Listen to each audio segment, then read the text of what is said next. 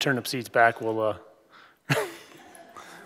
resume the meeting with agenda item number 7. Commission General Regulation 440, Trail Cameras and Other Devices, LCB file number R012-16, Chief Game Warden Tyler Turnipseed, workshop public comment allowed. The Commission will hold a workshop to consider regulation relating to amending Chapter 503 of the Nevada Administrative Code. The proposed regulation change is intended to restrict the use of motion and heat sensing cameras that are left for a period of time and not held in the hand.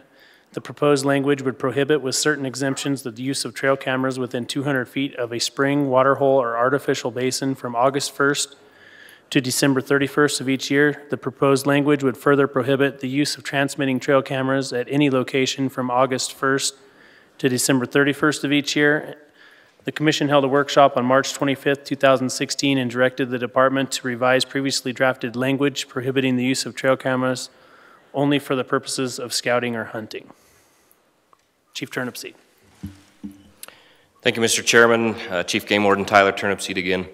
And many of you will remember that this is also an issue that we've been talking about for at least a decade that I know of. Looking back through my predecessor's files, he had several presentations on trail cameras. I know that since I've been chief since 2014, we've spoken about it quite a bit. As you said, our last workshop, I believe, was in 2016, during which you guys gave direction to change the wording of it a little bit. So I can go through that wording, but first I've got a little PowerPoint, sort of like Shed's, to where we can go through some of the background on the issue and how we've gotten to where we are now. So it's similar in a lot of ways to the issue we just discussed with trail cameras, and it's similar for a couple reasons. One being that probably Lincoln, White Pine, and Elko counties are the epicenter of where these have become a problem.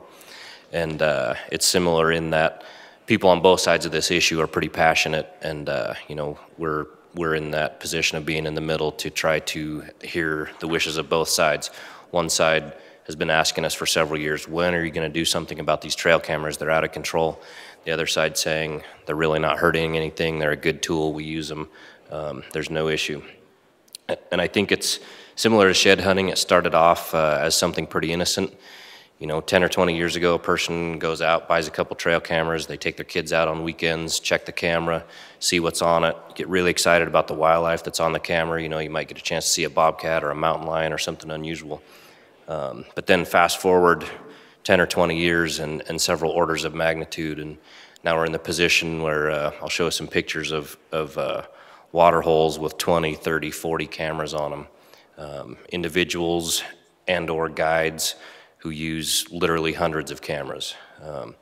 We heard an anecdotal or somewhat of a hearsay rumor story this year from a hunt in eastern Nevada. Two people were sort of competing for the same buck, probably a buck that you guys have seen, and the one person tells the other, hey, I've got 297 cameras out. I've got pictures of every deer in this part of the state. If you guys will get out of here and leave me alone on this buck, I'll give you another buck. So again, purely hearsay, but a very believable hearsay. So this PowerPoint here, we'll go through some of the photos and some of the issues, if we can pull that up. There we go. So most of these pictures are fairly fresh. This one is just from earlier this summer. It's the Acoma guzzler. You'd have to correct me from Lincoln County, but I believe it's in Area 24, but it is in Lincoln County. And you can see about 19 cameras in this photo if you zoom it in closely, but I'm told there were 32 cameras on it this summer. So again, it seems like an order of magnitude that has grown a lot. This one's even just recent. This one's in Barnes Canyon in 231. There were 17 cameras on it last week. So, you know, clearly it's a summertime problem when animals are hitting the water hard every day, but even now this late in the year, still that many cameras out on this guzzler. Again, some more water tanks. There's, of course, 4 or 5 in this picture. Here's 7 in one tree. I'm not sure where this one was taken, but literally 7 cameras on one water hole. Here's another 5 cameras on one spot. So we started noticing some of these type of posts on social media. This one's from an outfitter posting a photo that says, here we go again, we're getting excited to get out and run these stealth cams. There's 90 cameras brand new cameras in a box in that photo. So again, it seems like an order of magnitude that's gone beyond a parent and a child going out on the weekend to check 3 cameras. This is from a local, not local, but a Nevada outfitter is posting this one. It says, this is our first batch. There's 64 cameras in this batch that say they're ready to go out and start scouting. This has progressed in the last year or two to websites and phone apps that deal in this kind of stuff. This one, you can see that geotagged image data slide in which you can subscribe to this service and be able to pull up trail camera images from a spot on the map if you're a member of this subscription service. Unit and species searches, different search criteria to where you can go on there and essentially buy trail camera images. Here's another one that literally offers to sell a location of an animal. You can click on one of these spots here that says, whatever kind of an animal it is and roughly where it's located. You can click on that purchase button and it pops up who the seller is, what the animal is, where it's located, and how much it costs to buy the location of where that photo was taken. So like I said, at least a decade ago, we were looking at trail camera language. I think the commission, at least 10 or 12 years ago, asked us to draft some trail camera language. It's evolved through several different drafts. This most recent draft I worked on at length with some of the members of this board and prior Chairman Drew. And when we got it back from LCB, it looked quite a bit different than what we had sent them. But if you break it down into plain language, it basically says 3 things. It says that a person shall not place, maintain, or use a trail camera in any way that prevents or alters the way wildlife accesses water. That's sort of just a general that if your camera is obstructing access to water, that should be illegal. Second part, a person shall not place, maintain, or use a trail camera within 200 feet of a spring, water hole, or artificial water basin that collects or is designed to collect water, and in a closed period, similar to the trail camera regulation. So that a person shouldn't be allowed to do that between August 1st and December 31st, have a camera within 200 feet of water. The third point says a person shall not place, maintain, or use a trail camera at any place, regardless of that water tie, if it's a transmitting camera from August 1st to December 31st. So essentially what it says is you can still use a camera as long as it's outside of August 1st to December 31st, or if you're using it during that time frame, it can't be a transmitting camera and it can't be within 200 feet of water. So that was language sort of agreed upon with prior chairman. There are a couple adjustments and some tweaks that could be considered. One being the distance from the water. Going to some of the cabs and reading some of the cab action reports, it sounds like there's a lot of feeling that 200 feet is not far enough. And there was some concern about building brush funnels and trying to funnel animals past your camera. And then also the consistency with our camping near waterhole law. NRS 503-660 basically just says it's unlawful to camp within 100 yards of one of these water sources. So in the interest of consistency to that law, 100 yards rather than 200 feet may be an option. And then there was a lot of discussion that I heard coming from cabs about the dates. And one of the key points there is that the trail camera closure season or restricted season would begin on August 1st, but that's also the opening date of the heritage tags and silver state tags. So I heard a fair amount of discussion about bringing that a little bit earlier, like to mid-July. Of course, this time of year, bucks and bulls and rams are on the move and maybe not tied to one spot, but when these seasons open on August 1st, those bucks and bulls are pretty much tied to one water source. They're not going very far. So it's pretty effective. There are some exemptions in the regulation that several people asked for, several groups asked for, and as you'd expect, these exemptions are fairly controversial because it's difficult to draw a line of limiting the use of these cameras for something that seems to be too aggressive of a use, or sort of try to prevent or curtail the bad uses but still allow the good uses, because clearly they're really a good tool for us, for land managers, for ranchers, for mining, So we built some exemptions in there, but of course with those exemptions comes the controversy that people bring up about the exemptions.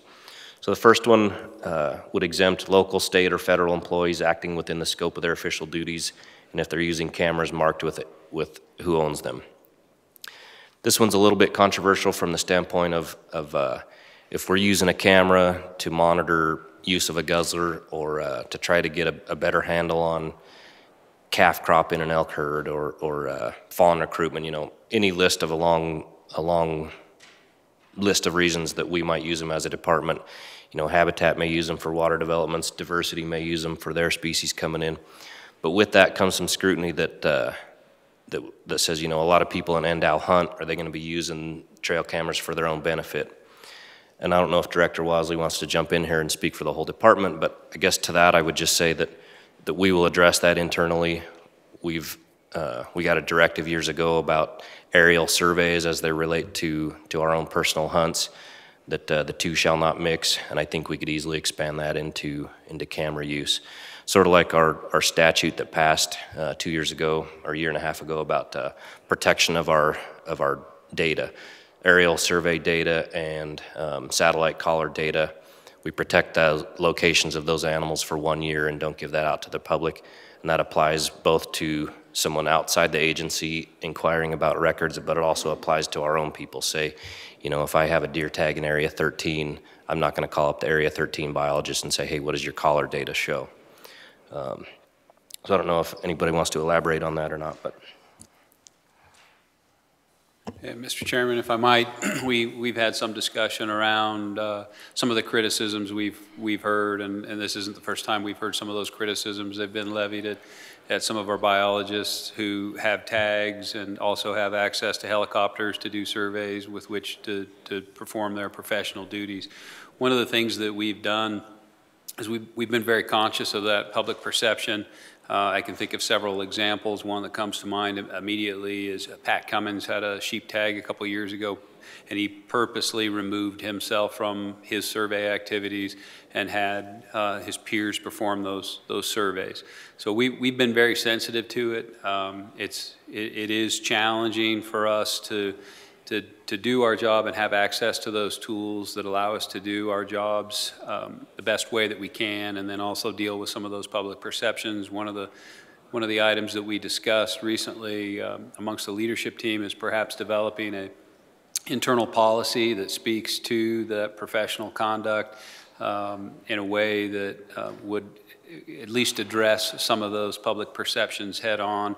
At the end of the day, regardless, I mean, we have people, game wardens, who are being paid to drive around hunt areas, and just by virtue of the encounters they have with men and women in the field and familiarity they have, there's going to be knowledge that would be a benefit in pursuing game should they be fortunate enough to have a tag. There's no way that we'll be able to completely remove some of the benefits associated with doing our job and their carryover, whether it's chucker distribution, big game distribution. That's an unavoidable reality. However, we'd be willing to draft an internal policy that would go beyond just the use of trail cameras, certainly collar data, aerial surveys, to try to deal with some of those public perceptions that some of those data or tools could be misused by employees to gain an unfair advantage. So it just, you know, didn't want to ignore some of those criticisms and perceptions, and I doubt that the existence of that policy would fully alleviate some of those concerns, but it would be best good faith effort on our part to address them, acknowledge them, and provide some direction in terms of professional conduct. Thank you, Mr. Chairman. Thank you, Director Wasley. Questions from the commission, or do you? We can just go a few more through the exemptions. I saw it disappear. I didn't know if we were done. Oh, no problem. Chief Game Warden Tyler Turnipseed for the record again. Second exemption built in there would be members of a recognized wildlife conservation organization to monitor water use. Where that one comes from is, of course, we have, sportsmen's groups who are very active in building water developments. You can list them: Fraternity Desert Bighorn, NBU, Pershing County, Muley, you know, the list goes on. And those groups have been extremely beneficial to wildlife in Nevada, extremely beneficial to big game. And a lot of what they do is build water. Obviously, we're the driest state in the nation, and those groups are key in developing water sources. So like a specific example that comes to mind, Mel Belding was vocal about this one at the Washoe Cab meeting, and all the experience and the knowledge that he's gained over the years from the use of trail cameras dictates how our guzzler fences are built nowadays and how the drinkers are constructed. You know, the Habitat Division can speak to that as well, but so trail cameras can be very beneficial. So we built that exemption in there. There again, it's been controversial a little bit because people have asked, well, what is a recognized wildlife conservation organization? What does it take to be recognized? Can I just start up a group that says, you know, middle-aged bald guys for the conservation of bighorn sheep, and then does that allow me to go out and set up trail cameras? So there's been some discussion about that. The next exemption, private property, sort of comes back to the same stuff we were talking about with sheds. Do we have the authority, or does this board want the authority to regulate trail cameras on privately owned property? You know, the intersection of private property rights versus the wildlife disturbance piece. Fourth exemption, cameras used to monitor livestock use on a water source. There again, this kind of goes back to livestock industry, but maybe in addition to on their private land, I've certainly heard of ranchers using a trail camera to monitor, you know, are my cows using this spring on such and such an allotment that they may not own but they lease. And then the last one there isn't in the regulation, but the Nevada Mining Association reached out to us and asked if we would also put in an exemption in there for a trail camera on a mine site so that they could monitor wildlife and or livestock use on a mine site. We told them, you know, from my standpoint, I would consider that a friendly amendment, but it would obviously be up to this board. So those are the exemptions that people that we're considering in this, but again, with the exemptions comes some controversy.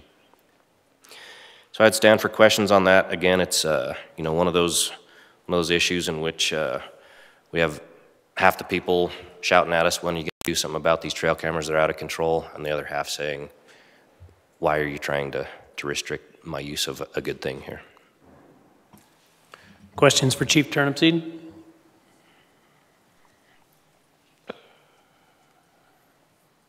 Comments before I take it out to public comment? Wow. Okay. Seeing none, I'll take it out to public comment in Las Vegas on agenda item number 7. No. Yes, we have comment, Mr. Chairman. Mr. Chairman, Jana Wright for the record. It appears this regulation is focused on water sources, so I would recommend that we follow staff's recommendation. Other than I would delete on page 2, number 2B, about the recognized wildlife conservation organization. That just doesn't set well with me, but I think having a season for trail cameras certainly is in order. So thank you for allowing me to comment. Stephanie Myers for the record, Las Vegas. I would agree that it's very difficult to define a recognized wildlife conservation organization. And of course, the main concern has got to be with the quality of life for the wildlife. And that needs to be the main criterion for any decision. Thank you. That concludes comment, Mr. Chairman. Thank you. Okay, thank you, Las Vegas. I'll bring it back to Carson City for public comment. Come on up. Kevin Crow with Backcountry Hunters and Anglers. I'm not going to get into any of the controversy. I think all the exemptions are perfectly reasonable. The water hole issue, which seems to be the main focus of controversy, I'm not touching on whatsoever. Backcountry Hunters and Anglers thinks this is an extremely reasonable regulation. It's well written. It's a very good compromise. If you want to use trail cams, you can use them. You just have to go get the images. What we don't want, what is certainly not in the spirit of fair chase, and what is touched on directly in the regulation, is that transmission of images or video. If someone's sitting in their fifth wheel watching a TV screen and then they say, oh, there's a big elk, I'll go shoot it. Clearly that's not fair chase hunting practices. But if they still want to go get the images from a trail cam, that's fine. On that note, that's where we need to change in language with this, because the actual intent and focus of this regulation is not people getting images and video of big game. That's fine if people want to do that. It's the live or real-time transmission of game locating data, which Tyler Turnipseed so very clearly pointed out when he pointed out the geolocation that people pay for with these apps. You know, all these new technologies that keep coming about, previously discussing trail cams, the live transmission wasn't an issue. Now it is, because technology has evolved, and that's the fair chase issue. So making a simple change in the wording, section 1B1, where it says live images or video, that could simply be stricken and changed to game locating data. And that would solve all the problem, because currently we have technology that can send a video. Who's to say the next generation won't just send me a text message? That wouldn't be protected by this regulation, and it would still serve the same purpose. It's that game locating data, the live transmission of it, that is contrary to fair hunting traditions. So by eliminating that, I think we make this regulation really tight. Now, of course, in following, by making that one change to game locating data, it also necessitates going through the regulation and, where applicable, changing trail cam, which is far too specific of a word, to device or game locating device, which is in fact what they are. If we focus purely on image transmission, this regulation won't be very effective or very long lasting. Thank you. Thank you. Further public comment? Coming up, Corey. For the record, Corey Lytle, Lincoln Cab. We had several changes to this. I don't know if it's in you guys' backup material. I'd like to go through a couple things and kind of explain the reason for some of our recommended changes, and I'll try to be as clear and concise as I can. We want to go for the throat on this. This is something that's completely out of hand. To put it into plain context, it's ridiculous. Our wildlife are being sold. There's a price on their head the second an image hits a camera. These cameras are staying out there year-round now, 12 months out of the year. That picture you saw, the head chaining there at Barnes Canyon, there'll be a half a dozen of those cameras stay there year-round. As soon as a big buck walks into view, he's got a price on his head. This needs to come in, and we're kind of going for the throat on this. For the first portion, we actually recommended taking out section 1A and 1B. So it would read, section 1 would read, a person shall not place, maintain, or use a trail camera. And we go down to, in a wildlife management area in the unit of the state of the camera transmit or is capable of transmitting images or video to another location, okay? It's the real time. And then we modify number 2 with B. And so we add within 200 feet of a spring, water source, or artificial basin, during the period beginning January 1 and ending July of 31. So we want a 200-foot setback the first 7 months out of the year. And speaking for myself, the 300-foot setback isn't a bad thing. So then there would be a subsection C there. In any management area or unit within the state during the period beginning August 1 and ending December 31. So from August 1st to the end of the year, none at all. The first 7 months out of the year, we say you can set them, but you're going to set them, you know, with a recommended setback distance or a required setback distance. Section 2, as far as the exemptions go, we want to take out the conservation organizations exemption. I think that's just a can of worms. Anybody can belong to any organization they want with whatever good intention they want. If they want to go out as part of a recognized organization, then they can set their camera 300 feet from water. That's the way we look at it. Keep in the private property exemption and then eliminate the livestock exemption. Most of those guys, if they've got it on their private property anyway. So we thought exemptions B and D should go. And I'd be happy to take any questions if you guys are unsure of what we recommended. Questions for Corey? Commissioner Barnes. I have one, Corey, and I saw it on your recommendation on elimination of the livestock, just on public ground. I was kind of curious about, where you were coming from there. My personal opinion on that is if you have an allotment and you have a range improvement, you own that range improvement. That's your private property. And if you want to put a camera there, it's yours. If it's somebody else's, they don't necessarily have your permission to do it. So it's your prerogative or whatever it may be to remove that camera. I think as soon as we start getting into whether there's a permitted water use or anything, I think some of that's going to rely directly on the permittee and that direction. Do you understand what I'm saying? I understand. That's why I asked, because I was wondering if that's what... So in my opinion, that's private property in my opinion. It is, and a lot of those springs we have and are filed on, we have, that's a property right for that water. Yeah, you saw in the one picture those stock tanks. Those are private property. Even though they're on public land, those stock tanks are private. And if the range operator or the owner of that private property doesn't want his 20 cameras there, or some hunter's 20 cameras there, then they should have the ability to move those off those stock tanks. And to me, those exemptions cover that. That's my opinion. Anyway, that's why we kept the private property exemption and removed the livestock exemption.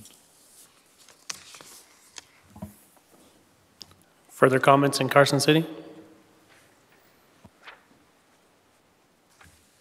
For the record, Paul Dixon, Clark Cab. Not to repeat a lot of what's been said, because we agree with a lot of it. One is that when you have a continuously or live streaming trail camera and you have multiple ones in an area, it's effectively equivalent to a drone or an aerial survey device, which we already outlaw. So why we wouldn't make that, now that we have the technology, just cover that piece of it, because that seems pretty straightforward to us. The other thing is that as opposed to most other counties in this state, Clark County, I would say a majority of the cameras put out in Clark County are put out by non-consumptive users. They're not put out by people who are hunters or fishermen. They're people putting out trail cameras in the sheep mountains so their kids can look at the sheep coming to the water supply or into the muddies. And they're sitting in classrooms where teachers use them every day, where kids can see live streaming what's coming in, to a thing. And so there's a concern here, because there's a lot of non-consumptive use of trail cameras, at least in southern Nevada, where the majority of the population is not hunting and fishing.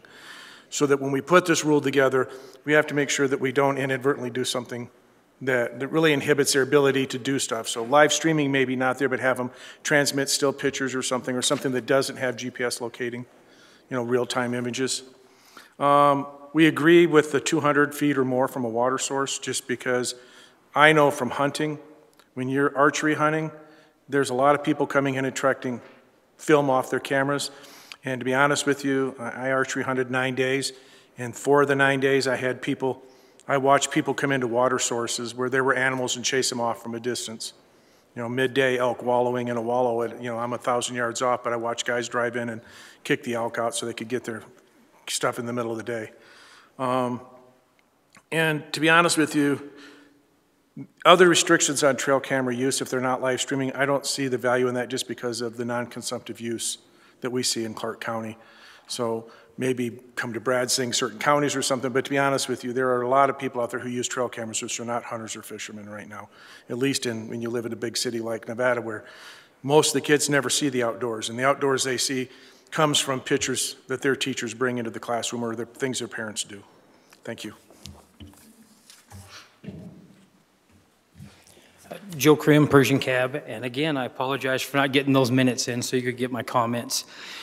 It was pretty cut and dry at our meeting. The decision at the meeting was either cameras or no cameras. No in-betweens, no consensus for anything.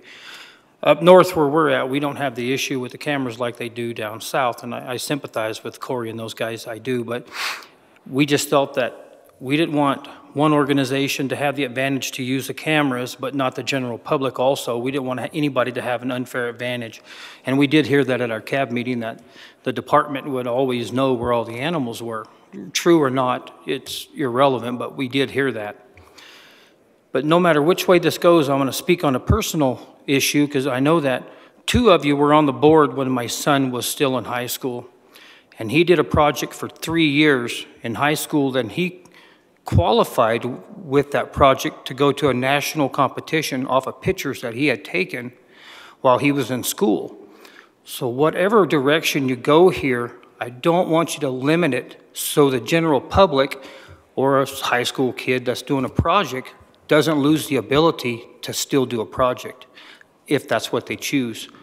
So just something to think about as you're going through this, that everybody is not using the cameras for hunting like Paul had said. There's still non-consumptive users who are doing different types of programs with these cameras. So there are some beneficial uses and some detrimental uses, but just keep that in mind when you're going through this, please. Thank you. Thank you, Mr. Crum.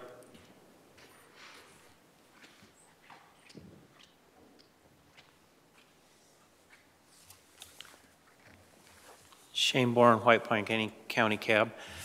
Again, same as the shed horns. We met with Corey and a couple other members on October 19th and discussed shed horns and trail cameras at the same time. The language developed here, we developed together that Corey sent to you, and we're in 100% agreement with only one exception, and that was the 200 feet. And we believe, as we met later, that it should be 300 feet to coincide with the camping on water and other regulations within NDOW. The private party issue, we did not want to touch the private party issue. We didn't feel there was any way that we could, that it could be addressed. We understand that it's going to be a big problem because in Area 22 in Cave Valley, almost every water source is private. But to regulate that, is we felt, was outside of our means. The members of the recognized wildlife conservative organizations, we agreed with Corey to throw that out. And like Mr. Turnipseed said, he said it perfect. The list goes on and on and on. And if you leave it in there, I understand the good points to having it in there for different organizations, but you're going to water down this rule so bad it's not even going to be worth having. And that was our opinion. As far as the rest of the provisions, we thought that they should stay, and the biggest reason was law enforcement.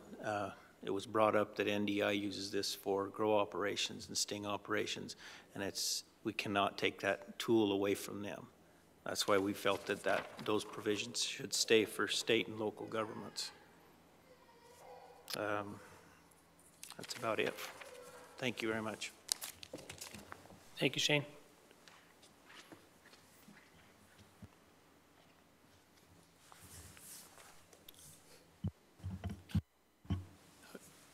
Mr. Chairman, Board, Gene Green, Carson City Cab.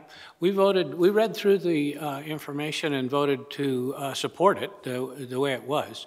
Our main concern was over like the education and the research issues, that those should maybe be more defined so that they are exempt, especially for students and researchers. That was our only concern for it here. We aren't affected in this area like a lot of the other places are. And we felt that might be a little better wording there. But other than that, we voted to support the whole thing because it is a change in technology that every other year we're going to be looking at again anyway. So we got to start jumping on it now before it does get completely out of hand. Thank you. Thank you, Gene. Further public comment in Carson City?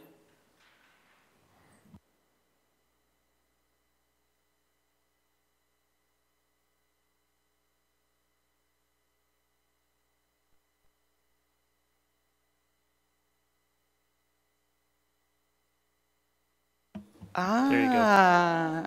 Thank you. I'm sort of hard to teach an old dog new tricks.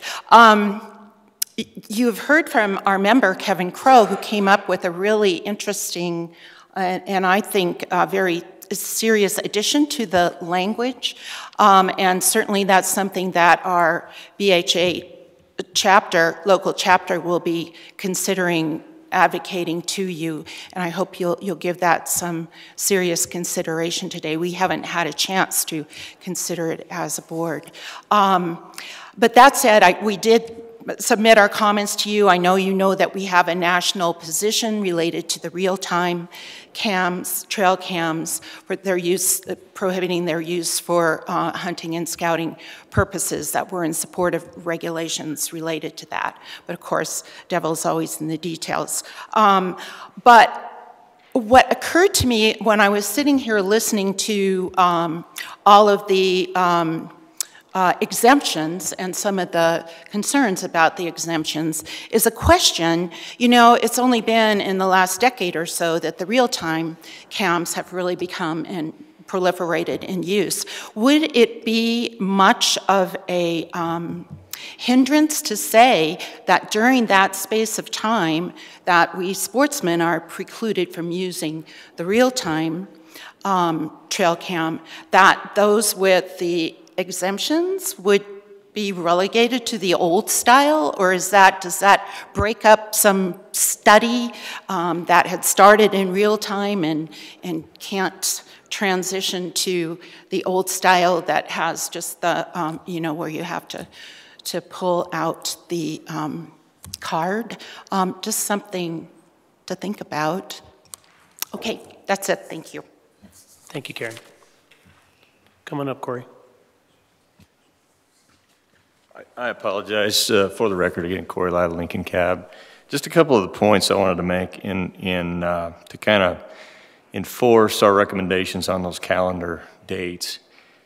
From January 1 to July 31st, you get into the heat of the summer on these isolated water sources. In these areas where you have multiple cameras, 10, 12, 14 cameras. Next year it'll be 15, 20, 25 cameras. The picture of Acoma had 32 on it. One of my cab members touched 32 cameras there.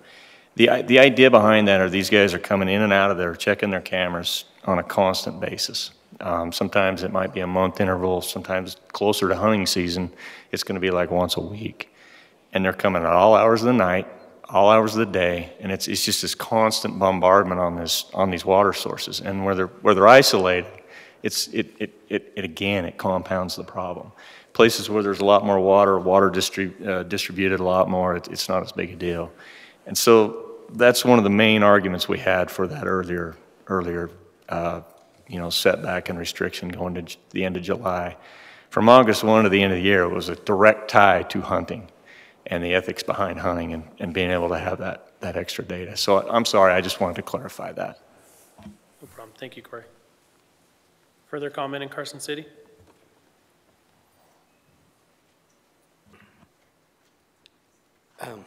Steve Marcus, White Pine County Board.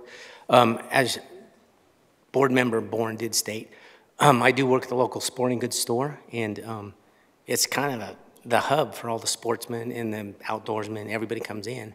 So when I'm in there, I take a barrage of comments, and I have yet to see a person come in favor of using trail cams.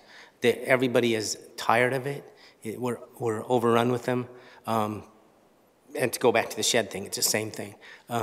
I take it constantly, which is fine. It's, I'm on their board. I will represent them best I can, but we do need to get something done. They're thoroughly upset with guides coming in and dropping 30, 40 cameras, leaving. Then they come in, pick the deer they want, send out 10 guys, surround it, kill it, gone. We need something done.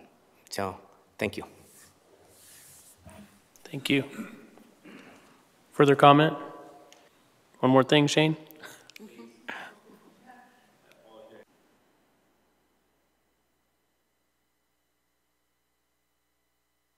Turn your mic on.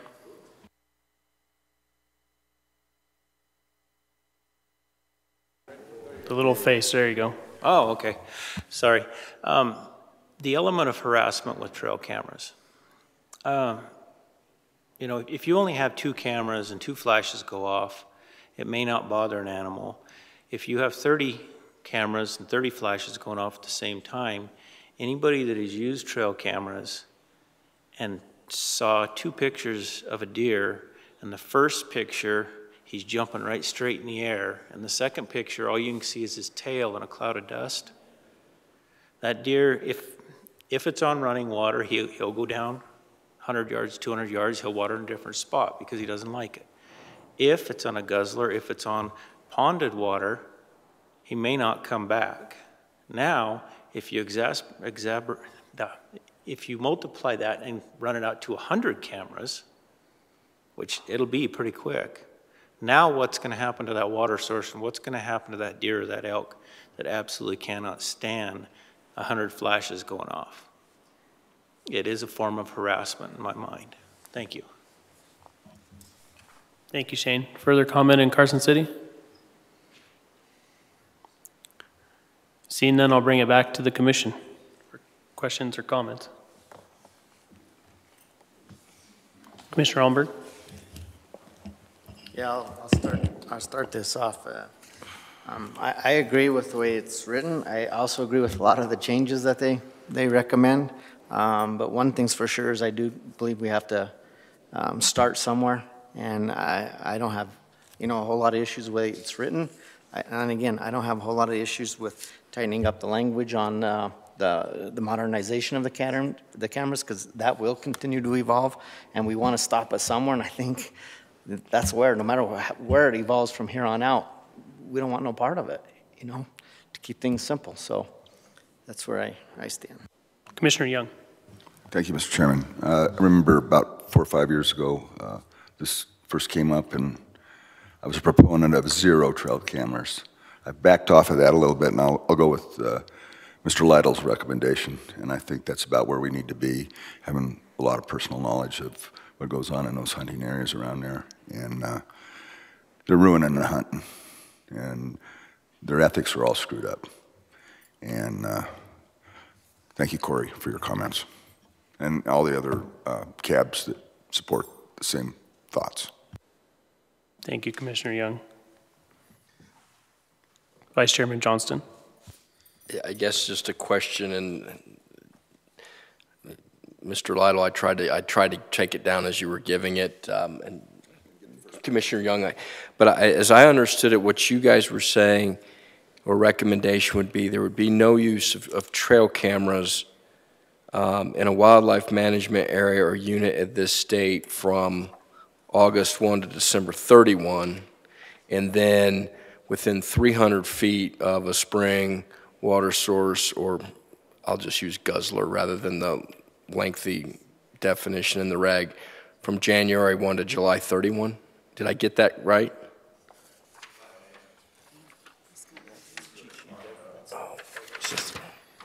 Oh, even better, thank you.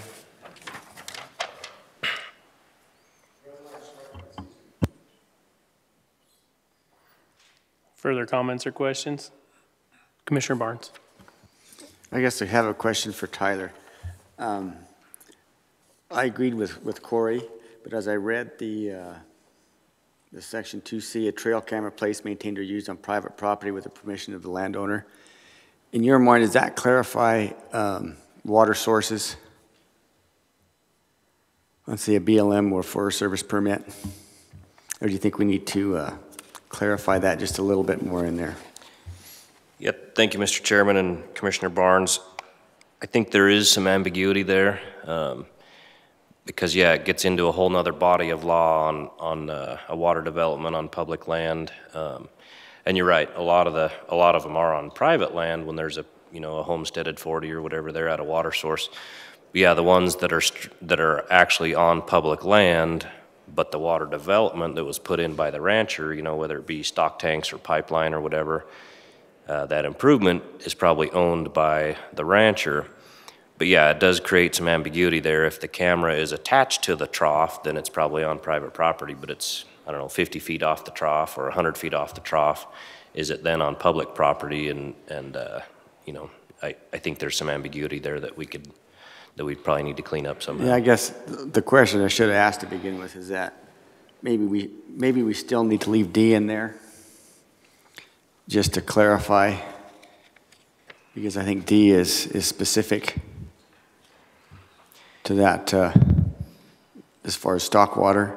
Because I know a lot of guys now are starting to put them, but they're putting them right on the trough so that they can check and make sure that there's actually water in the troughs without having to go check them every other day. So I guess that's the question, is would it be better if we left that in there for clarification for that purpose? It would certainly make it clearer.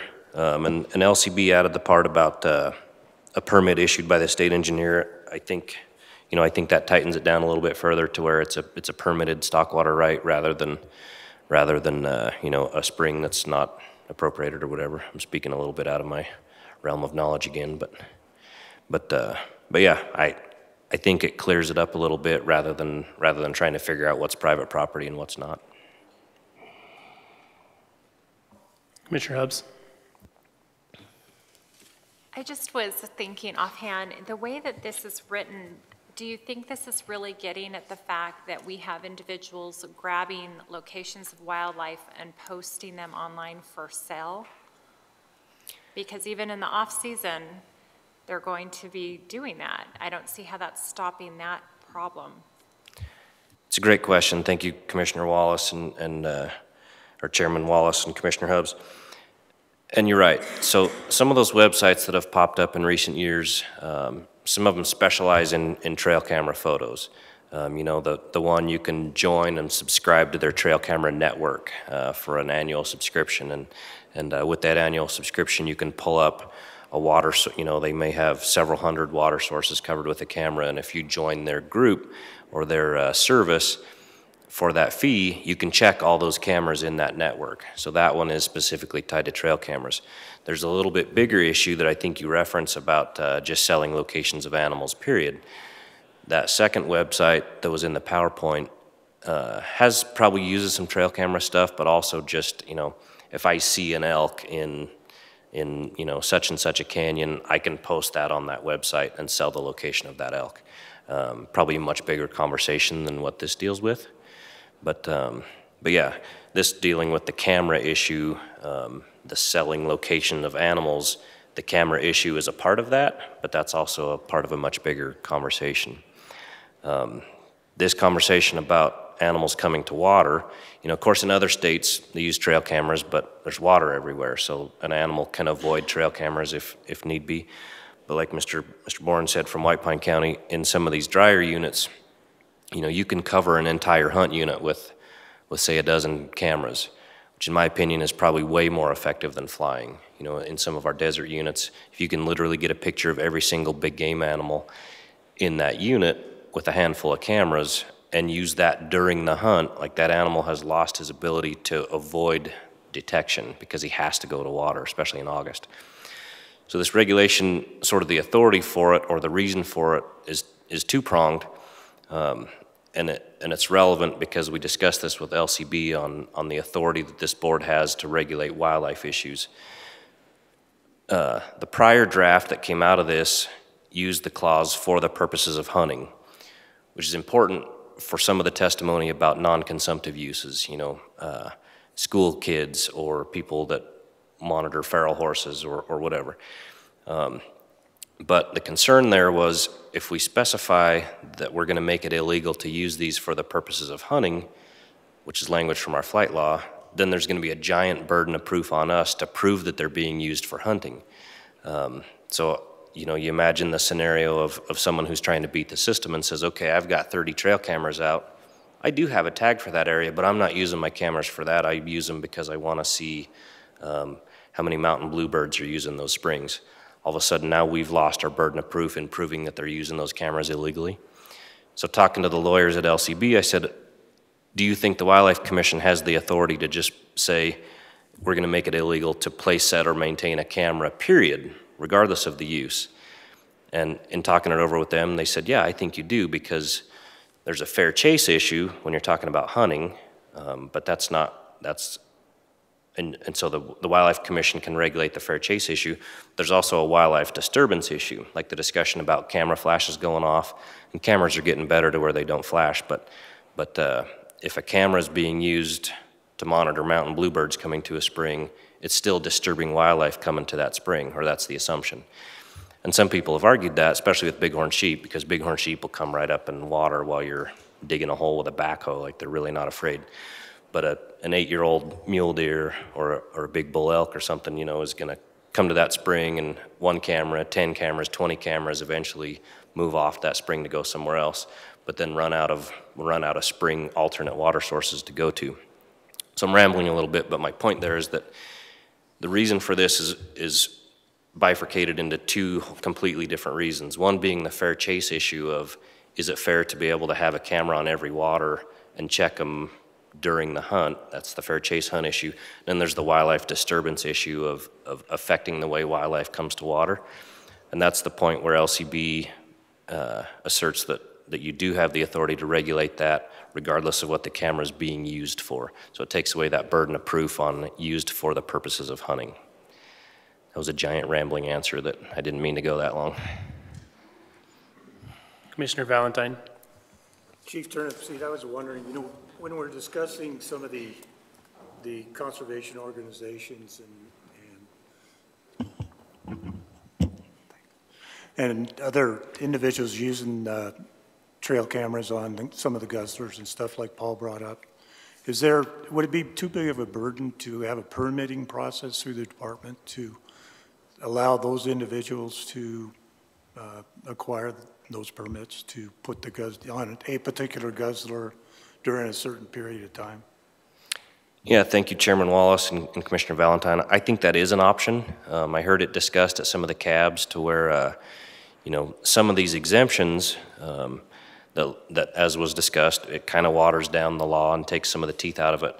But one of the ways to help that might be some sort of a special permit system. And I hate to speak for the license office saying that we could take on another special permit, especially at a time when we're trying to simplify and shrink that down. But I think that is an option to where it might be a way to tighten some of those loopholes a little bit, to where if you're a wildlife conservation group who truly is wanting to monitor, you know, water use to determine how far apart the fence rails should be spaced or how the drinker should be constructed or something, if you're really doing that in good faith, then you should be okay with getting a permit from us to do it. And I'm sure we could probably do it for free and you know, something that, I don't want to use the word registration because that's a rabbit hole we don't want to go down, but a way to document whose camera that is and what it's being used for. And I might add, it could be very similar to like a scientific collection permit, where presently we permit researchers to take certain specimens.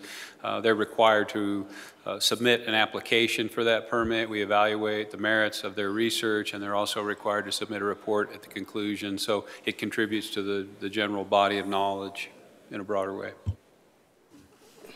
Vice Chairman Johnston. Isn't that type of permitting process, so we're going to end up with what is or was not a wildlife conservation group? I mean, in the time we have this debate, I can get on the Secretary of State's website and I'll have a new entity established. It'll be done, I can do it in 10 minutes. Be completely registered as a nonprofit, maybe not with the IRS, but a state entity, legally recognized entity. I can say it's a conservation group, give me my permit. And if money is driving this, the number of cameras in the field, so that then they're broadcasting the images out as we see, it seems to me you might end up, and then we're back with a whole nother set of issues of why did the fraternity or Nevada Bighorns Unlimited get a permit and my group didn't? I see that creating a host of other issues potentially, just because it is quite easy to create an organization if you want to do it, and it's not much money, especially in this state. They have made it very, very easy to do that. Our Secretary of State's office, rightfully so. I'm not being critical of that, but it is very easy task to do. It's definitely a concern. Like I said, I could go out tomorrow and start the group, you know, middle-aged balls guys for bighorn sheep or whatever, and then go out and put cameras out. So certainly that is a concern. And the permitting process through the department, it would be a way to tighten down on that, but you're right, it would cause some controversy over which group gets a permit, which doesn't, which group is made up of hunters who might use that information for more than research, which group isn't, raises a lot of questions. Commissioner Hubbs. Just going back to what the gentleman from the backcountry hunters mentioned in terms of the location of the wildlife, it's just, I keep thinking about that because we've had long discussions about keeping certain data confidential over periods of time for the protection of wildlife, but yet what we have is independent individuals going out and getting that data on their own, essentially, and then making that public or commercializing it.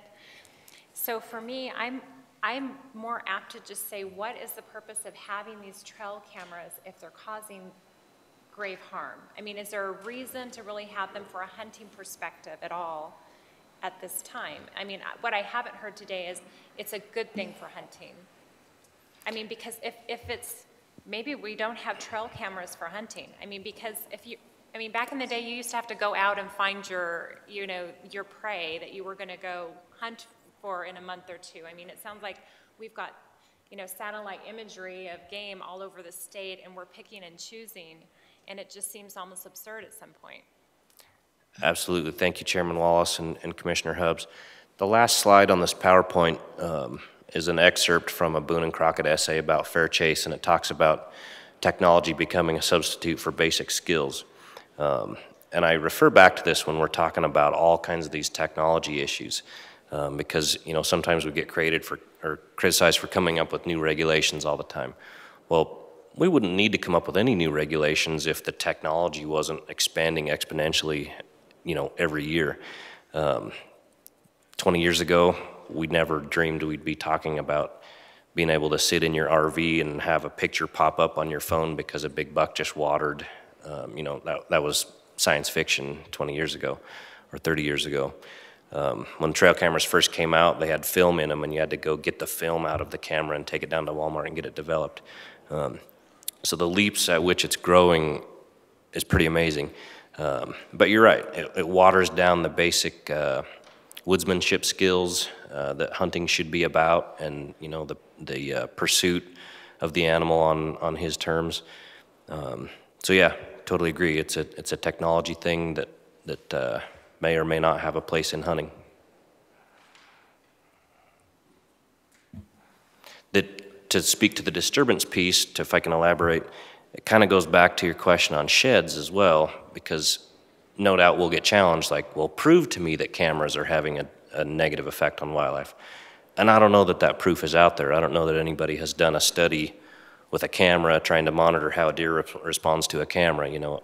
I don't know that we can quantify the damage that cameras do to wildlife. I think it's just assumed that when a deer is coming into a water hole getting his picture taken, it's going to change the way he behaves in some way. Right, and I just was going to say, obviously some time ago we felt that 100 yards was the limit for camping. I mean, and that's not just some arbitrary decision. I mean, it just seems like a reasonable decision, especially in an arid environment, that you're getting too close to something they have to come to. At some point they have to get water or they will die. So we're putting them in a position where they're going to be scouted out across the state just for getting water. It just sounds really, I don't know, extreme to me. So I understand the exception portion and wanting to see wildlife and educational purposes and individuals who have property at risk, things of that nature. But I guess what I'm trying to say is, are we sitting here dissecting whether or not we need it for hunting when maybe the question is it proper to have it for hunting at all? And I'm not hearing it's a good thing for hunting at this point. I have not heard one person say that today. That's an excellent point, and I thought it was interesting when I copied and pasted that camping near waterhole law. I looked, and that law was written in 1975. So clearly before anyone ever dreamed of trail cameras, but even then they recognized the fact that if you come in and set up your camp on a spring or a stock tank, and all of a sudden wildlife and livestock both, all of a sudden they can't come to water, like that's not a good thing. We don't want that happening. So they recognized that in 75, and here we are 42 years later talking about the next step in that progression. Vice Chairman Johnston. I think part of the challenge, though, is that even if, let's say you said we want to ban trail cameras for use in connection with hunting, it creates the enforcement issue. If you said trail cameras should not be used in hunting big game in the state of Nevada, then you still have trail cameras out in the field. People say, well, I really wasn't using it for my hunt. I was using it for this purpose or just to take photos or whatever. And then you have an enforcement dilemma. Not if the ones that are out there are permitted. They have some type of permit that backs up the purpose with the state as to why they're there for taping wildlife or watching wildlife. I mean, then you can go back and report it. It would be on it, or you would have some either marker or number, and the state would be aware of its presence and the purpose. And it would have to fall under like an exemption as to why it's there. That would go to any use of a trail camera would have to be permitted by the department.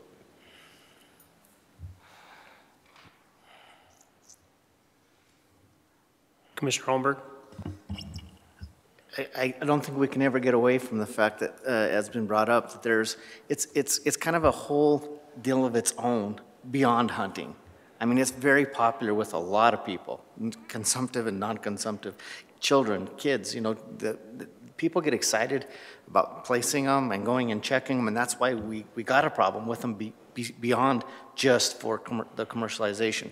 And that's an issue that I have a problem with, is you know, by impacting them for hunting purposes, we're also negatively impacting them for people that are just enjoy using them, period. And there's a lot of them. It's not a small segment of trail cam users. There's a lot of people that just plain and simple like to get pictures of, you know, see if they can get a bobcat, see if they can get a lion, you know, whatever. They really enjoy setting them. And that's a very difficult thing for me to take that away from that group that's not abusing them.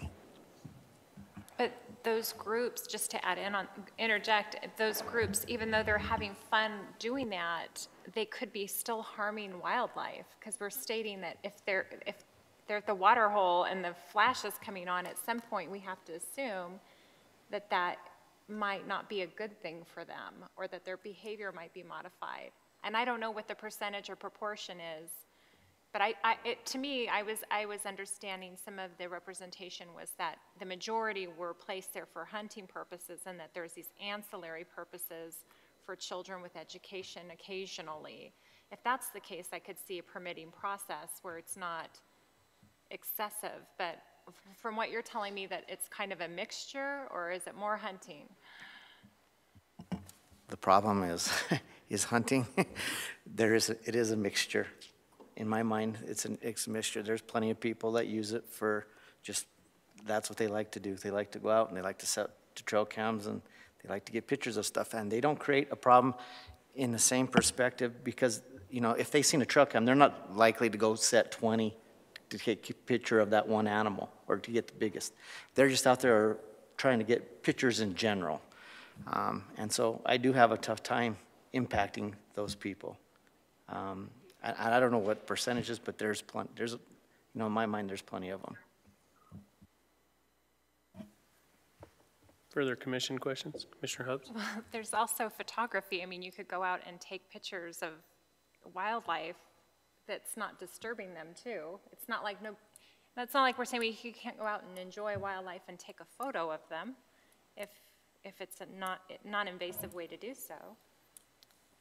But I think at the same time, what's the difference of the person standing there that's taking a picture of the wildlife in the camera? I mean, you can argue this from hundreds of different angles, but I mean, to me, the family that takes their camera out and sticks it on to take some pictures, and the excitement of the kids to come back and go, oh, what do we get, what do we get?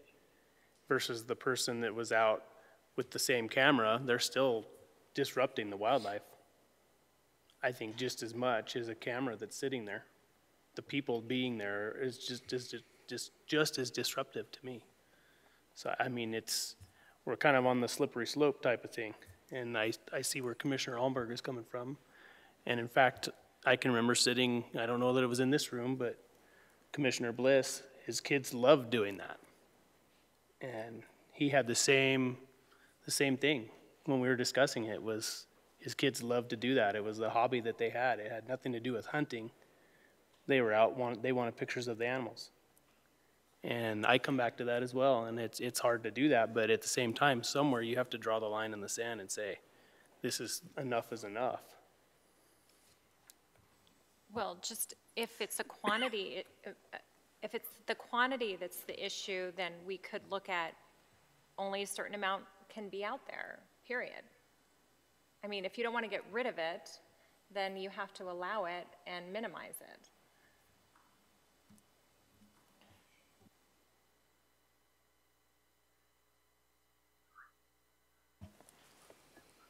Further commissioner comments?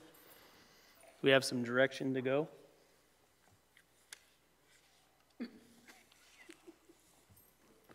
So in reading back through White Pines, it was basically 3 prohibitions. No trail cameras if they were capable of or transmitted imagery or data. No trail cameras regardless of whether they have transmitting ability within 300 feet of water source from January 1 to July 31, and then no trail cams whatsoever from August 1st to 12/31.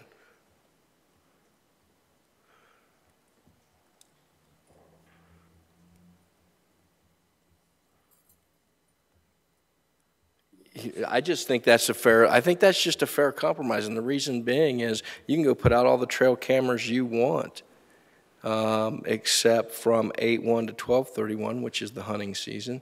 But the rest of the year, for 7 months out of the year, just keep them away from the water holes so you're not disrupting the animals off the water. That seems to me a fair compromise to try to address this, let people have their hobbies and do things, keep them out of the hunting season, but certainly not take away the ability for the general public to set trail cams and get wildlife photos for 7 months out of the year. I mean, that's a long period of time in which they can do it. Just saying don't do it within 300 feet of a guzzler or a spring, just in the same way you don't camp that close to a water source.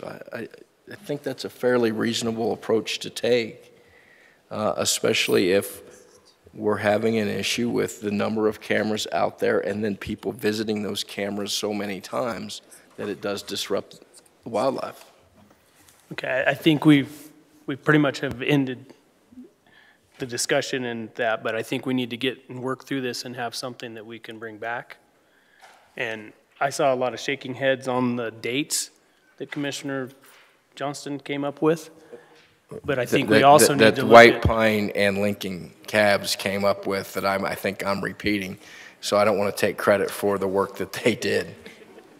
Agreed. Did you read theirs verbatim just now, Brad? Is that what you read, Corey's? Yeah, if I understood Corey and Mr. Boren's proposal, it was that there's not going to be use of any trail cams or similar devices that transmit imagery or data any time of the year. Regular trail cams that take photos can be used from January 1 to 7/31, so long as they're more than 300 feet from a water source. And then from August 1st to 12/31, no trail cameras in the field. Commissioner Holmberg. I mean, if we can add some additional language to the addressing the technology to their proposal, I think, you know, we got very That's kind of what I was getting at. We need to go through some of that, and then we also have the exemptions, because there were some suggestions to remove some, but then also Commissioner Barnes, I know there was discussion on not removing D. So we kind of need to maybe step through this and give some direction so that we have something coming back to us in January so we don't leave something out, I guess is what I'm concerned with, and some of the details here. So I think one of the first ones that I'm seeing is the distance, because what's presented to us is 200 feet, and the discussion that I've heard so far has been 300 to match up with the camping. And then, do we want to do anything about the game locating device, I believe was the terminology, or do we want to leave it where we're at? You know, I was kind of thinking in a lot of the trapping regulations, we have trap, snare, or similar device. That's the language. So I was wondering if you went back at the draft language, if it would be, 1, a person shall not place, maintain, or use a trail camera or any other similar device if the camera or device transmits or is capable of transmitting images or location data. That's a blanket prohibition. Then the second prohibition is within 300 feet of a spring, water source, and then the language is artificial basin, which is used by wildlife and collects or designed to collect water. From January 1st to July 31st, and then an absolute prohibition on trail cams or similar devices, whether they are or not capable of transmitting information from August 1 to 12/31. And then as far as the exemptions, I certainly think that we need to maintain an exemption for people acting within their official capacities, whether that be law enforcement or the department. I would be comfortable removing the blanket exemption for wildlife conservation organizations, just because I think that's a whole can of worms. And then I would keep the private property exemption. And I tend to agree with the comments of Mr. Lytle that if someone has a water trough out on public land where they have a lease or allotment or whatever it may be, and they put it there to monitor their livestock use and that would be covered by the private property exemption.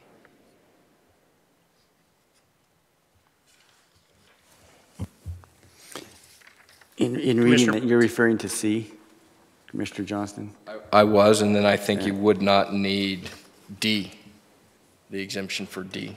I think we may need a little more clarification, or just to rewrite C about private property, because the way it's written, the way I read it, it looks to me like it's just referring to land used on private property.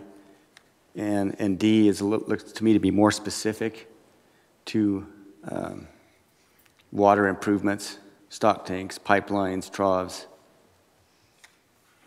That's why I asked Chief Turnipseed that question, because I thought that D was more specific to that, and it wasn't clear enough in C to me.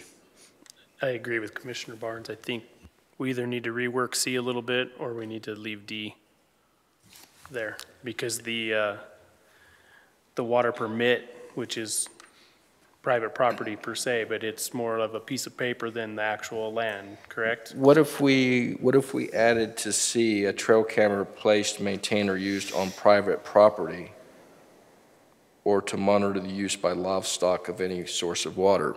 Because if someone's out there and they said, well, I put this out there to monitor livestock, and you say, and they don't own any cattle, then I think their argument then is not well taken. Yeah, I thought about that too, but then as I read through it, I thought the language is already there. And I think it's specific to two separate things. And I mean, we could do it either way, but the way it's written, it's already there. And so by the time we make the changes to C, we're really not changing a lot of. You know, I think I can live with D just because of the way the owner of the camera has to own the permit to appropriate the water, and they're using it to monitor livestock. That's a pretty narrow group of people. See, that's what when I looked at it again, that's what I like. That's why I think it's just leave it in the way they have it written.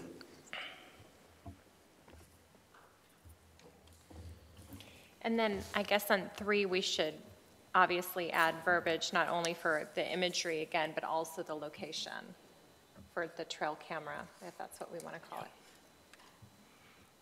And my idea would be a next draft would go beyond just a simple definition of what trail cameras are today and try to capture, yeah, I mean, we're going from things that are transmitting GPS data and location and time, date, a whole lot more than just pictures. I think the only other thing we really haven't discussed is the Nevada Mining Association. I don't have a burning desire to necessarily do that, because I do think that that could probably be back in with the private property or the water source situation. I don't know about monitoring livestock, but they would be monitoring a water source that they most likely have some sort of a permit to use. Would that not be true? Yes, I think so. How's that? I'm reaching there, but I just, Commissioner McNinch, do you have some? Well, I guess along with the Mining Association, are we dropping off the concept of running stuff through the department, similar to their scientific collection permits? You know, I really do like that suggestion, and you know, I think that largely, I mean, you know, working at the health district, we have things come through asking for exemptions, and we get all sorts of things, and you know, a lot of them are pretty easy to, because the focus is pretty narrow on what its intent was, so a lot of them are pretty easy to filter out, and then you're left with Nevada Mining Association, the high school kid trying to do a project, wildlife organization trying to monitor a guzzler they built, something like that, and you know, you can, I think it's a real doable thing, to be honest with you, and it seems like the department has a structure in place to handle that with a tweak here and there or whatever, and it doesn't have to be, you know, we don't have, the department doesn't have to be in a position where they have to review thousands of these things or manage 1,000 of them, I guess. So this just seems like something that could fit into that if we included, well, I hate to say other category, but you know, that there's an opportunity for people to do this if they have a permit through the department, and then administratively work that out through the department.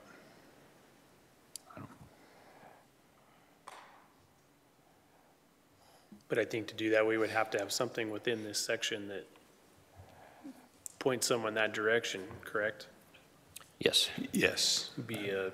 Could we have a, well, let me add, could you have an E exception that the provisions of paragraph B of subsection 1 do not apply to, then you have a person who obtains a permit from the Department of Wildlife to use trail cameras? Director Wasley? Thank you, Mr. Chairman. I guess my preference would be to try to take care of it in regulation. Certainly if we can't accomplish that, then we would look at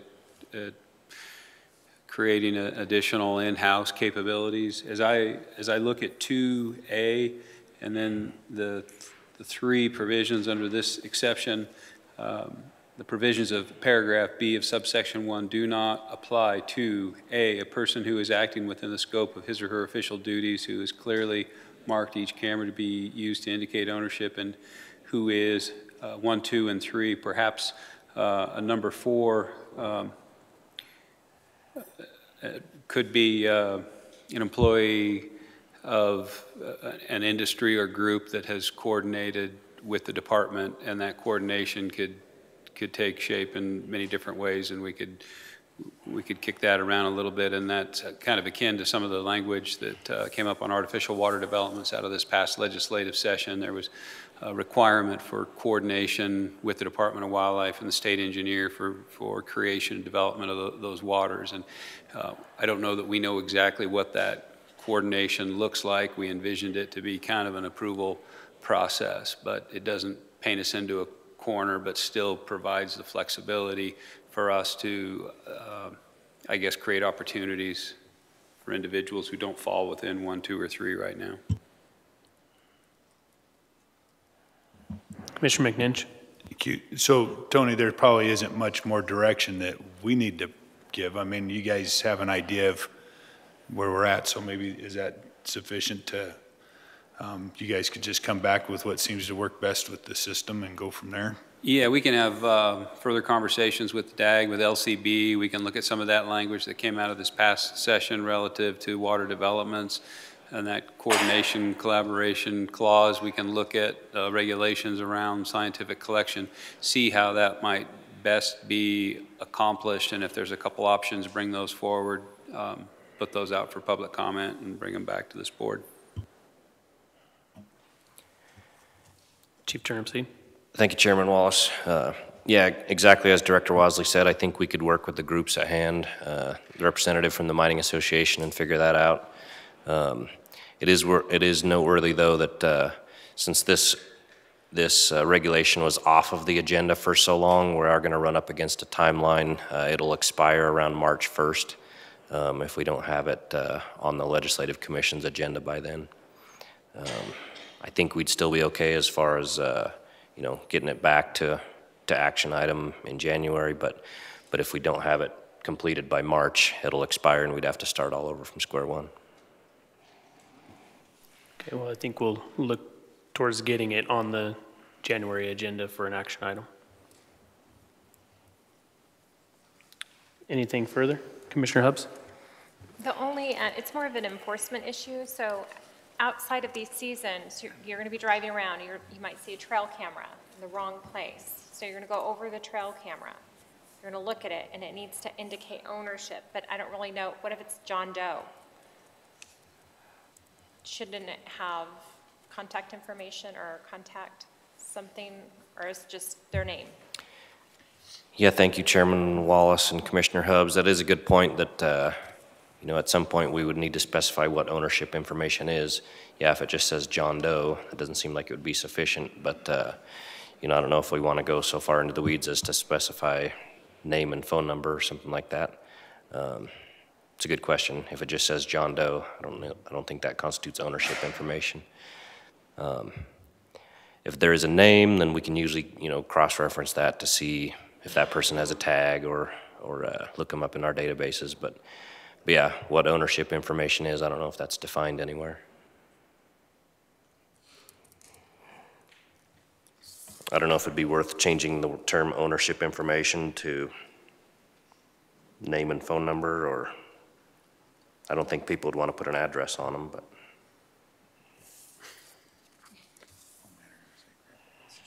Yeah. They'll all have someone else's name on them.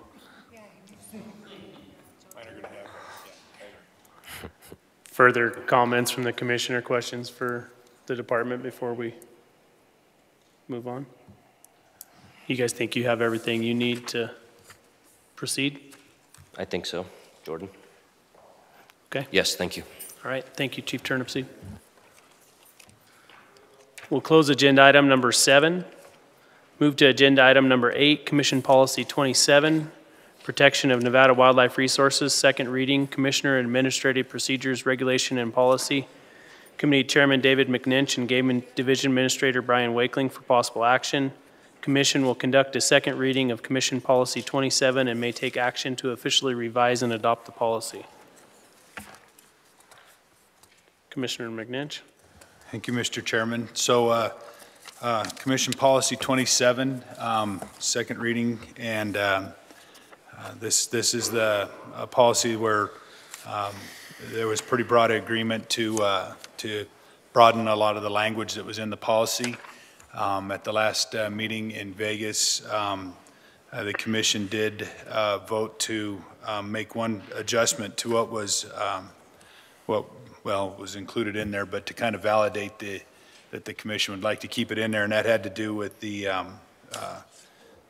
number 9. It is a policy of the Commission to oppose a population of wolves in Nevada. So that really was the primary issue with Policy 27, and we're back here. I don't think anything else out of that. Brian, did you have anything else you wanted to add? Or questions from the Commission? Okay, seeing none, we'll take it out to public comment in Las Vegas. Nope, no public comment. Thank you, Mr. Chairman. Okay, thank you. Public comment in Carson City?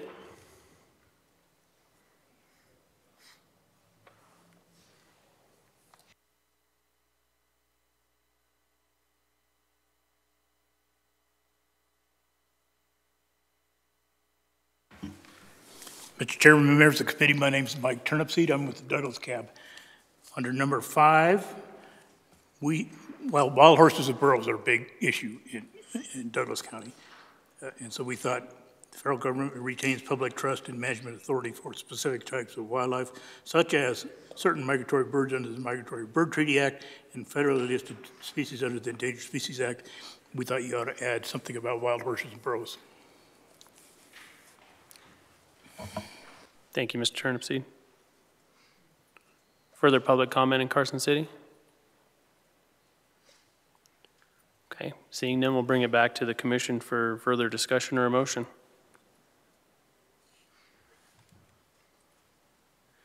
Any discussion on the wild horses? I'm just trying to remember, is it called the Wild Horses and Burros Act? Is Wild horse and free roaming, no, I'm gonna pull it up. Okay, because we should probably just get the legislation right, and I can't remember it offhand.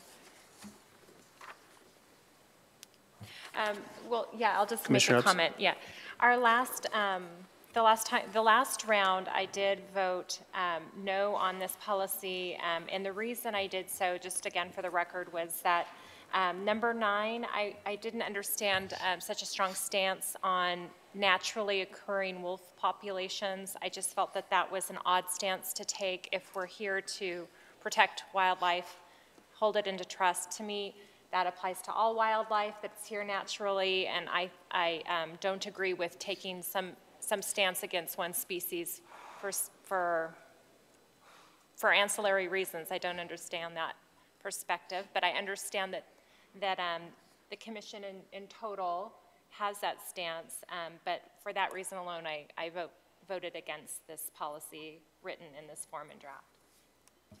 Commissioner McNinch. Thank you, Mr. Chairman, and I voted against it last time as well. But I did want to make the statement that I do appreciate that the broadening of the policy in general. I think that's a good revision of the policy, and you know, that's kind of what's driving my I won't be supporting it as well, because you know, I don't have an issue with coming out and saying we're not going to reintroduce wolves or you know, things of that standpoint, but I felt that it was a little bit counterproductive to what we'd the broadening of the policy that we'd made to be real so hardline on one species. So that's where I'm at. Thank you, Commissioner McNinch. Further comments from the commission? Vice Chairman Johnston, did you come up with that title yet? Yeah, it's the Wild and Free Roaming Horses and Burros Act of 1971, but my memory seems that there was an amendment to that after 1971, or I might be wrong. I can't remember. There was like 2 congressional acts on horses and burros, and I just can't remember if the 1971 was the most recent.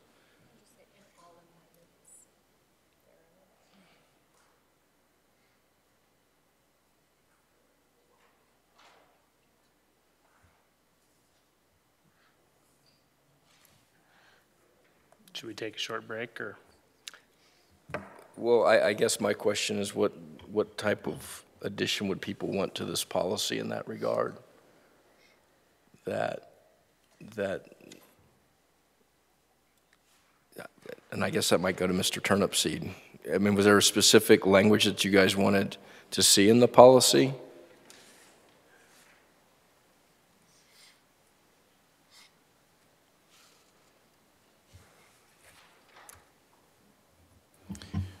Mr. Chairman, Commissioner Johnston, no, just that it's one of the important federal acts that just as important as the Migratory Bird Act and the what was the other one? Migratory Bird Treaty Act and ESA. And so we could put a statement in there. Would you, I guess, something along the lines of the federal government retains regulation over feral horses and burros pursuant to the Wild and Free Roaming Horses and Burros Act of 1971. Sure.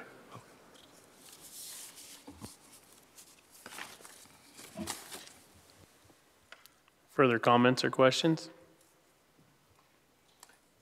I would just say I like that addition. One of the reasons why is one of the comments or questions I often get asked by members of the public is, why doesn't the Wildlife Commission do something about the number of feral horses in Nevada? And I said, well, there's this federal law out there that precludes the Wildlife Commission and other state agencies from doing certain things with respect to certain horse and burro populations. So I think that making an addition to this policy is a well-received comment from the Douglas Cab.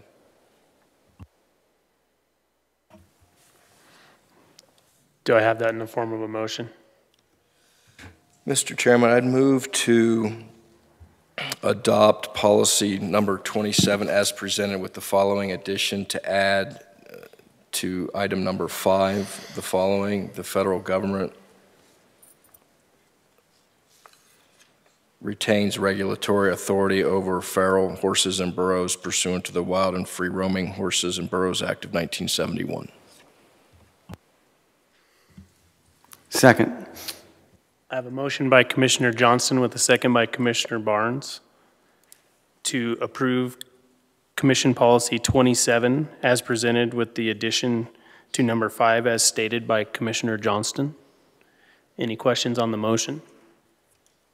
Seeing none, I'll call for the question. All in favor, say aye. Aye. Opposed? Nay. Motion passes 7-2 with Commissioners McNinch and Hubbs, the no votes. So we'll close agenda item number 8, move to agenda item number 9, Commission Policy 65, Designation of Wildlife Management Areas, second reading. Commissioner and APRP Committee Chairman David McNinch and Habitat Division Administrator Alan Janae. For possible action, the Commission will conduct a second reading of Commission Policy 65 and may take action to officially revise and adopt the policy. Commissioner McNinch. Thank you, Mr. Chairman. So this is our second reading. In Vegas, the proposed Policy 65 was moved forward here without edits. It's mostly a cleanup and an editorial, kind of modernizing the policy, and it's presented to us as it was in Vegas. So.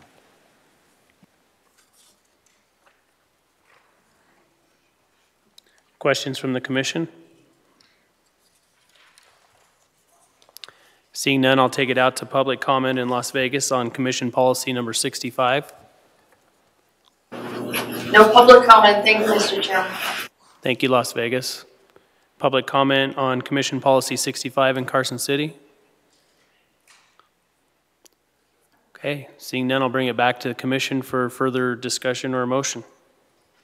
Commissioner McNinch. Mr. Chairman, I'll make a motion to approve Policy 65, Designation of Wildlife Management Areas as presented.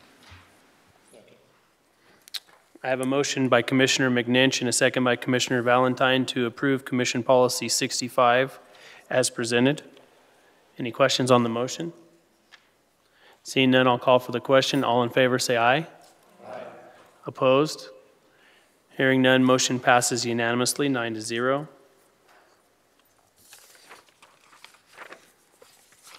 We'll close agenda item number 9, move to agenda item number 10. Commission Policy 26, reestablishing, introducing, transplanting, and managing pioneering Rocky Mountain elk, first reading. Commissioner and APRP Committee Chairman David McNinch and Game Division Administrator Brian Wakeling for possible action. The Commission will conduct a first reading of Commission Policy 26 and may take action to revise the policy. The Commission may advance the policy to a second reading for possible adoption at a future meeting. Thank you, Commissioner McNinch. Thank you, Mr. Chairman. So the committee, I'll let Brian go through a little bit of the details on what they've done, again, kind of on modernization of what's going on with elk management. But what you see in front of you is what was approved by the committee to bring forward as a first reading. So I'll let Brian go through some details. Thank you, Mr. Chairman, Commissioner McNinch. If you look at the last date that this particular policy had been updated, it's been almost 2 decades. And so a lot of the information in here was fairly dated. And so largely this is an effort to go through, update it, clarify it, and make certain that we're addressing the issues that are more pertinent today. As it was written back in when it was early drafted, especially the first draft, 1988, it was very tied to a lot of the recent history that had occurred during the adoption of the policy, and looking at a lot of the efforts that were going on, both regarding pioneering and introducing elk throughout the state of Nevada. As we were looking at the revisions to this particular policy, there's a, we could either take the history and make it very succinct, or we could take the history and make it very voluminous. There's an awful lot of history that was missing from this. Part of the problem of having the history and part of the policy, especially when you start to get decades, excuse me, decades of history in it, is that it becomes very dated, or the need to revise it actually comes up rather rapidly as things start to develop. Within the last 2 years, we've developed a new sub-plan for the Humboldt Elk Management Plan. And so a lot of this history is actually encapsulated within those management plans and within the sub-plans. And so the management history really wasn't so much of an importance to this particular policy, we didn't believe. But we wanted to speak specifically to the potential for the management and the potential pioneering of additional elk herds. There's nothing within this policy as it's rewritten that changes the, if we choose to introduce another species that's still, or the elk to another habitat that still resides within the Commission's purview to do that. If a population should pioneer, it also remains within the Commission's purview, to retain that population, manage that population, or eliminate it. And then some of the other pages 2 and 3, a lot of that just kind of cleans up when the department was a division at the time and how it's changed now to reflect the department's status. Questions for Mr. Wakeling? Commissioner East? Hi, thank you, Brian. Just one quick question, and Washoe County actually in their report asked that we keep the history in the back under a history section.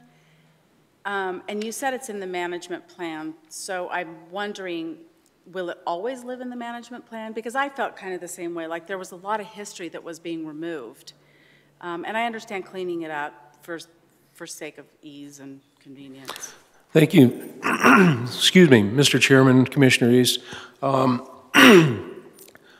Having the history tied to the policy, it kind of becomes a little bit cumbersome, but we do have those. We do have a management plan. It's also relatively dated, the overall species management plan, but each of the sub-plans are updated as we go through that. The policies really aren't a good place to try and retain that history from our perspective. We think there's better locations for that, and I think the plans speak to those. Okay, just so that I can report back to them. Thank you. Further questions or comments from the Commission? I'll take it out for public comment in Las Vegas. Not understanding. No public comment in Las Vegas. Thank you, Mr. Chairman. Thank you, Las Vegas. Public comment in Carson City? Okay, seeing none, I'll bring it back to the Commission for further discussion or a motion. Mr. Chairman, I'll make a motion to approve Policy 26, Managing Rocky Mountain Elk Populations in Nevada. I'm sorry, I make a motion to move Policy 26, Managing Rocky Mountain Elk Populations in Nevada to a second reading. Second. I have a motion by Commissioner McNinch with a second by Commissioner East and a question by Commissioner Barnes. Could we allow some discussion before we vote? I received a lot of dialogue on this specific policy. And Commissioner McNish, you were recognized before I could make my comments. Anyway, a lot of the comments I received were from people who have been impacted by elk in the northern part of our county, and thought that we needed to add some language in there as to the effects of private interests. And so I guess I'm going to go through and maybe make the suggestions that we talked about, this individual and I think we all have a pretty good idea. He still has an interest in what's going on in this commission. Anyway, in the first paragraph under purpose, it is in the, I guess it'd be the last sentence, where it says established land use plans, comma, private land impacts, public review in concurrence with the Board of Wildlife Commissioners, adding in private land impacts.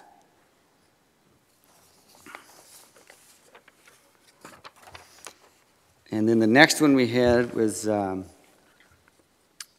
the first sentence under policy. It says this policy is established to guide the department and inform the land management agencies, private interests, and the public on the management of elk pioneering populations. Commissioner Barnes, could you? Oh, okay, it'd be on page bottom, 2 I see at the it. bottom on policy. All it is just includes them basically in the discussion and what's going on. I guess maybe what I'm wondering here is just for point of order, if we could withdraw I'll be glad to withdraw my initial motion. Okay, is the second willing to withdraw the second as well? Yes. Okay. All right, so let's go ahead and continue this discussion then. Okay, and then let's see. And then I think we go down to number 5 under policy. And it says, if in the best professional judgment of the department, and after consideration of private property impacts and public access, an elk population successfully colonizes. Because a lot of the issues we're having, or we've talked about in our area, is we have these large elk populations now, and we're wanting to hunt them, and access is an issue. And really, before there was an established population, there was no access before. I mean, a lot of this access stuff we talk about, it seems like it's a recent access issue. Well, no, there was no access before. So as we go down the road considering these, maybe we need to look at these access issues and stuff before we get to this point, or include it in the conversation.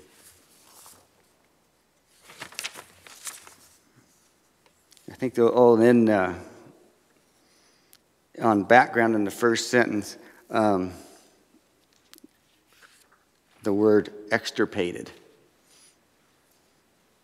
Obviously, we both agreed that we liked the way the first sentence, the way it was, or the first 2 sentences, the way they were written the first time before the corrections, because this person I talked to said, what the heck does extirpated mean anyway?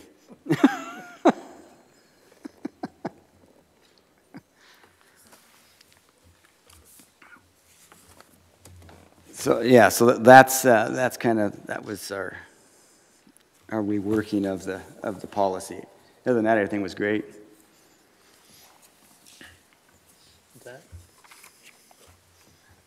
Mr. Secretary, can you define extirpated for us?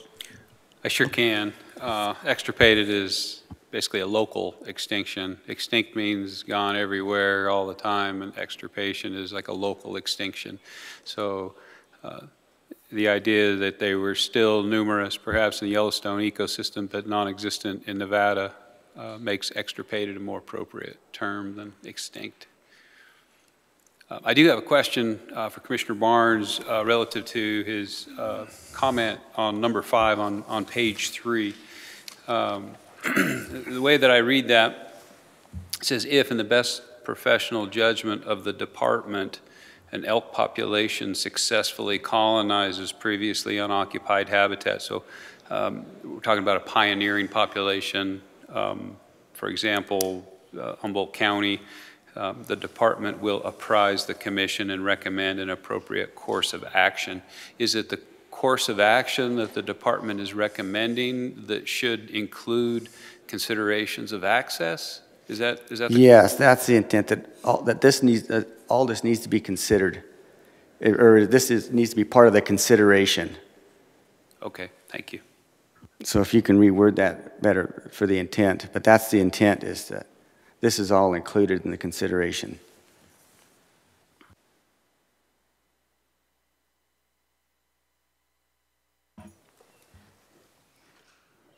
Comments or questions from the commission? So, Commissioner Barnes, there was a change under the purpose last sentence, consideration of established land use plans, private land impacts, comma, public review. Then the first sentence under the heading policy at the bottom of page 2, this policy is established to guide the department and inform the land management agencies, private land interests, comma, and the public on the management of elk. And then in paragraph number 5 under policy, it would be department will apprise the commission and recommend an appropriate course of action, giving due consideration to private land interests and public access. Yeah, that'd work. Tony, does that work for you, or you want to change that a little bit? No, that's fine. Thank you. That's kind of exactly what I did. Just added a clause at the end with full consideration of public access or other private land impacts. Okay.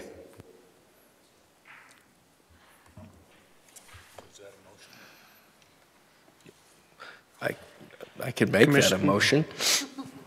I'd be glad.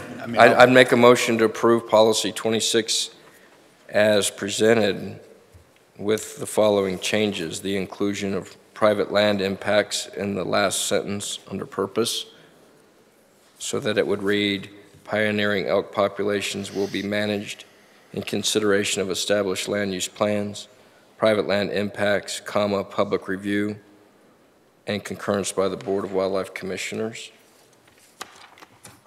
That the first sentence under policy would read, this policy is established to guide the department and inform the land management agencies, comma, private land interests, comma, and the public on the management of elk. And then paragraph 5 under policy, we would add to the end of that policy statement, giving due consideration to private land interests and public access. Second. I have a motion by Vice Chairman Johnson and a second by Commissioner McNinch to approve the first reading of Commission Policy number 26 and move it for adoption. Is that correct? With the changes stated. With the changes stated. Is everyone clear with the motion? I'll call for the question. All in favor, say aye. Aye. Opposed? Hearing none, motion passes unanimously, 9-0. We'll close agenda item number 10, move to agenda item number 11. Review of Commission Policy 3, Appeals, first reading, Commissioner and APRP Committee Chairman David McNinch for possible action.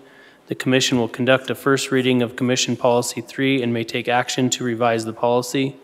The Commission may advance the policy to a second reading for possible adoption at a future meeting. Commissioner McNinch. Thank you, Mr. Chairman. So this is Policy 3, pretty straightforward, a couple of minor edits. There was some discussion, and I'll ask Dag Woodbury to step in if he feels inclined to, but there was question originally on, and it came up at our last meeting where we had our appeal, do we allow public comment or not? And the AG's office is basically telling us at this point that that is, the way that the policy is written is accurate, that we do not need to take public comment during the appeal hearing. Oh, there's Ag Stockton too, I didn't see.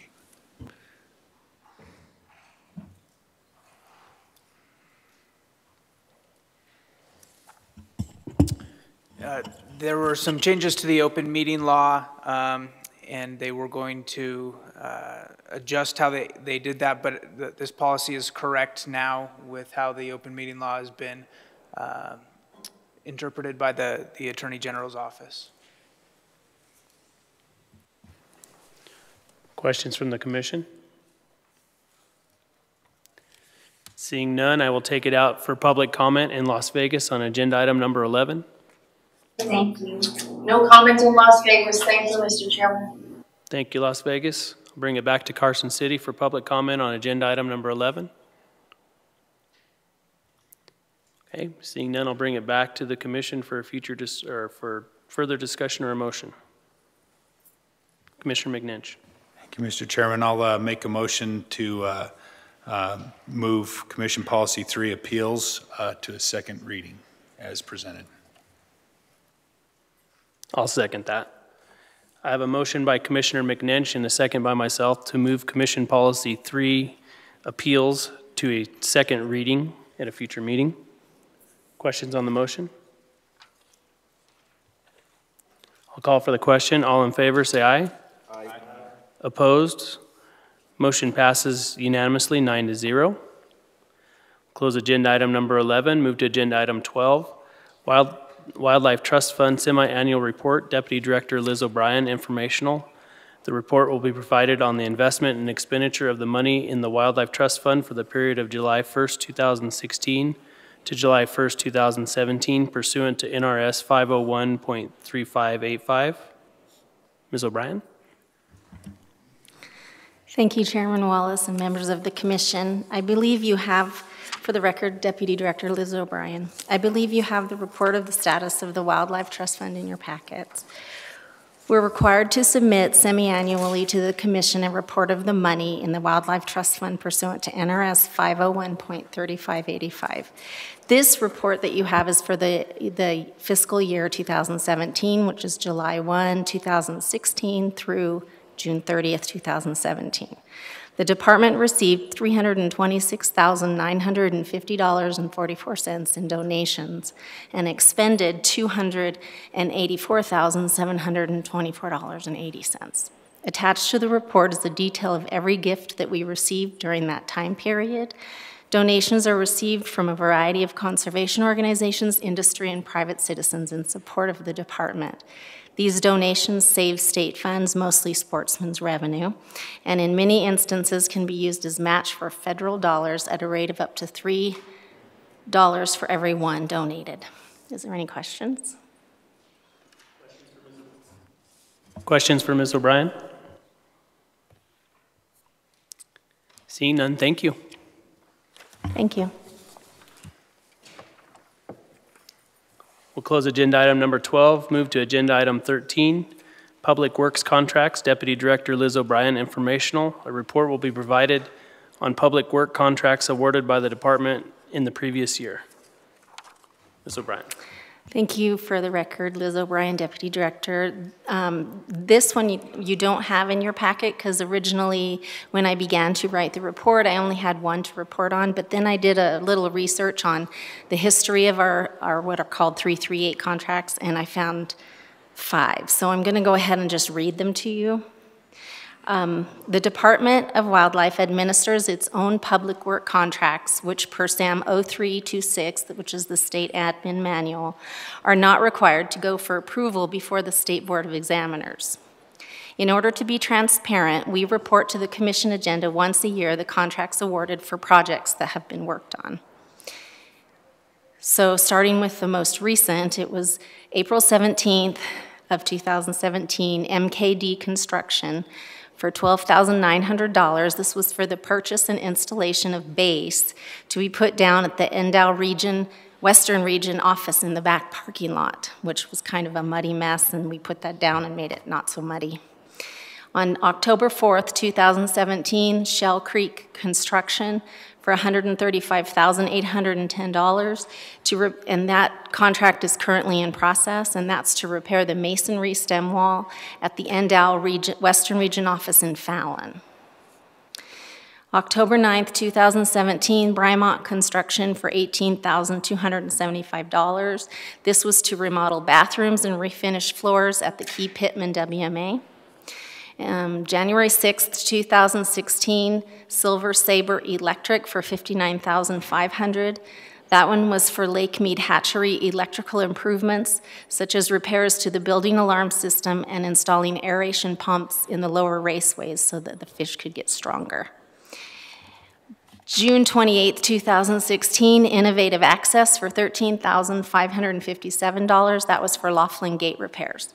That's all I have. Do you have any questions? Questions for Ms. O'Brien? Seeing none, thank you. Thank you. Close agenda item number 13 and move to agenda item number 14, public comment period. Persons wishing to speak are requested to complete a speaker's card and present it to the recording secretary. No action can be taken by the commission at this time. Any item requiring commission action may be scheduled on a future commission agenda.